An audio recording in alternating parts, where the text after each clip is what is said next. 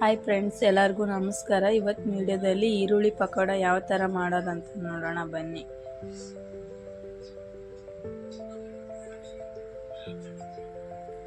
ನಾಲ್ಕು ಈರುಳ್ಳಿ ಕಟ್ ಮಾಡ್ಕೊಂಡು ಇಟ್ಕೊಂಡಿದ್ದೀನಿ ನೋಡಿ. ಈ ಥರ ಬಿಡ್ಬಿಡ್ದಾಗಿ ಕಟ್ ಮಾಡ್ಕೋಬೇಕು. ಹಾಗೆ 2 ಮೆಣಸಿನ್ಕಾಯಿ ಕಟ್ ಮಾಡ್ಕೊಂಡು ಹಾಕೊಂಡಿದ್ದೀನಿ. ಅಜ್ವಾನ 1 ಸ್ಪೂನ್, ಕರಿಬೇವು ಸ್ವಲ್ಪ ಹಾಕ್ತಿದ್ದೀನಿ. ಹಾಗೆ 1 ಸ್ಪೂನ್ ಖಾರ, ಸ್ವಲ್ಪ ಗರಂ ಮಸಾಲ,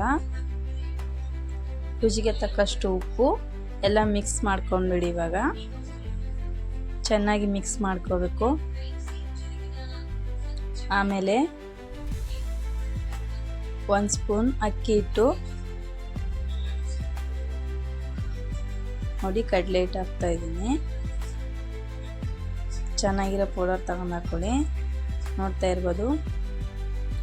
ಈಗ ಮಿಕ್ಸ್ ಮಾಡ್ಕೊಂಬಿಡಿ. ಮತ್ತೆ ಮಿಕ್ಸ್ ಮಾಡ್ಕೊಂಡು ಎಣ್ಣೆಯಲ್ಲಿ ಹಾಕ್ಬಿಡಿ.